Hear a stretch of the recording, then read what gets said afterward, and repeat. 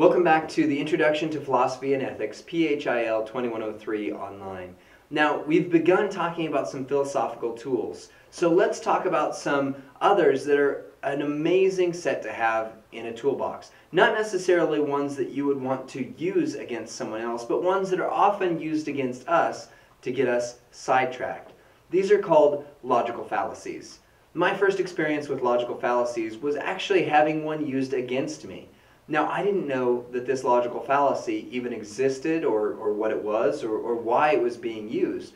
But the essence of it was this. I was a salesman for a major electronics and appliance retailer, and in my free time, or when we didn't have customers, myself and another associate who came from an atheistic background used to debate the idea of whether or not God existed. Now, I would come with eloquent arguments that I felt proved beyond a shadow of a doubt that God exists. But each time it seemed like this associate would sidetrack me in ways that I couldn't explain or even understand. For example, one day he came to me with the argument that Hitler claimed to be a Christian or claimed to be doing God's work while he was killing the Jews. So how could Hitler be a Christian and a loving God also exist? Now, I didn't know how to handle this, so I came to one of my MacU professors here and I told him what this gentleman had said. And he simply looked at me and just said, "Lee, don't you understand? He's just throwing you a red herring." I'd never heard this term, so I didn't know what that meant. But essentially, he was just posing a nonsensical side argument to get me completely off track of the main point. Because in reality, what does it matter if Hitler thought he was a Christian or thought he was doing God's work? How does that have any impact as to whether God exists? But what you'll find is that logical fallacies are used against you almost every day. You'll see them in the media, you'll see them in political arguments and rallies, you'll see them in debate, and you'll see them even used on your social media accounts. But if you don't know what's being done, it's easy to get sidetracked and off course from the main argument. So let's talk about a few logical fallacies. The first one I want you to know is ad hominem. Ad hominem attacks the person rather than his or her arguments, evidence, or qualifications. So for example, when President Bill Clinton was in office, it was popular for people to sidetrack his political policies based on his moral failures. Now, of course, the moral failures certainly have an impact on who he is as a person, but they had little to do with the validity of his policy. And so they would sidetrack the argument by getting people to look at what he had done wrong as opposed to what was wrong or right in a particular bill that was being presented. The next one is ad ignorantium. Ad ignorantium appeals to ignorance or lack of evidence to support a conclusion. We say, for example, God cannot exist because there's not enough physical evidence to support that he's here.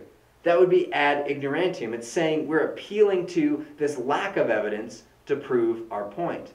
When in reality, you can't appeal to a lack of evidence aside from to look at how valid an argument might be. The next one is ad misericordiam. This one appeals to pity as an argument for special attention. Now again, you'll see this used every once in a while in TV shows, for example. There's one in particular I can think of where a debate was about to happen and one of the characters put himself into a wheelchair, even though he wasn't paralytic, so that when he gave his argument, the judges would have more pity onto him. That is appealing to pity to make your argument seem more valid. The next one is ad populum. Ad populum appeals to the popularity of an authority or the emotions of a crowd. This is the basis of all advertising. They say eat Wheaties because Michael Phelps eats Wheaties. You're appealing to the popularity of this authority figure and trying to get people to correlate between the two and say, if I eat Wheaties, I will be like Michael Jordan or Michael Phelps. Or it appeals to the emotions of the crowd to show and hijack your emotions to get you to believe something more strongly than you are rationally looking at it. The next one is begging the question. Now, begging the question assumes the truth or falsity of the very claim it's proving or seeking to disprove. So as an example from your exercise, It says, I know that all PhDs are intelligent because they're PhDs.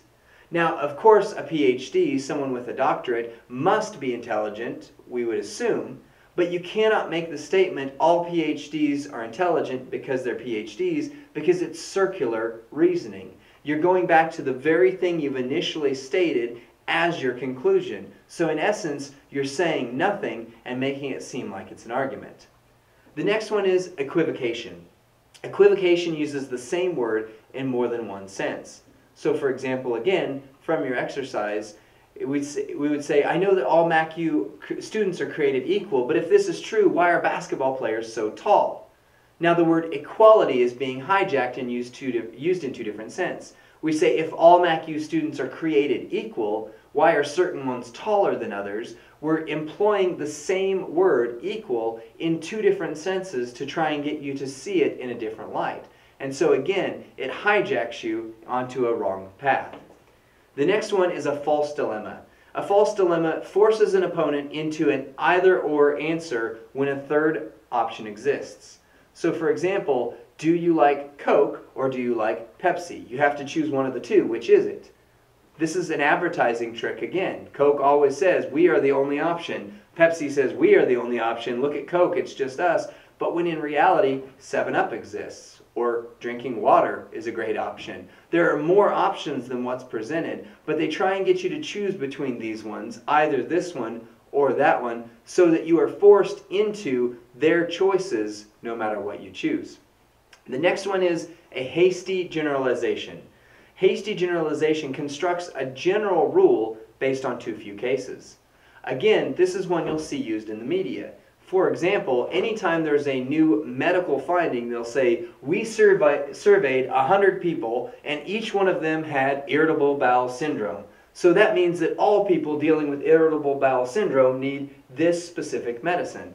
When what's really happening is they've constructed a general rule based on only a small subset of the population. And when you do that, you're engaging in a hasty generalization. The next one is a straw man argument. A straw man argument distorts an opposing view, making it easier to refute. So for example, there was a book written a few years ago by a popular once Christian theologian that said that Christianity was a vile poison upon society. And it started to create this straw man argument saying, here's what all Christians are like. But any thinking person could look at that and say, now all Christians are not like that.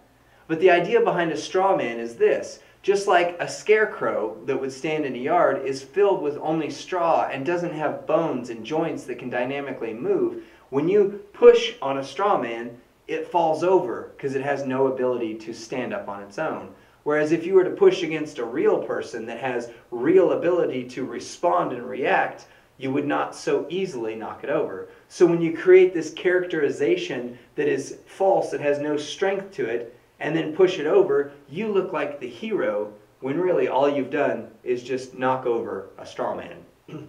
The next one is the one I started with, a red herring. A red herring is something that distracts attention from the real issue. So if someone were to say, here is my argument, and it were about, in my case, the existence of God, and someone else says, what about suffering? What about Hitler? What about these things? Those things are all valid arguments in their own context, but when it comes to does God exist, they have no strong validity.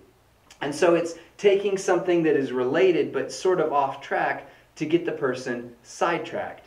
Red herrings are an amazing way to distract someone from a topic or idea. So these logical fallacies are all around us. They're used against us in many ways. They're used to shape our thinking or distort what we believe.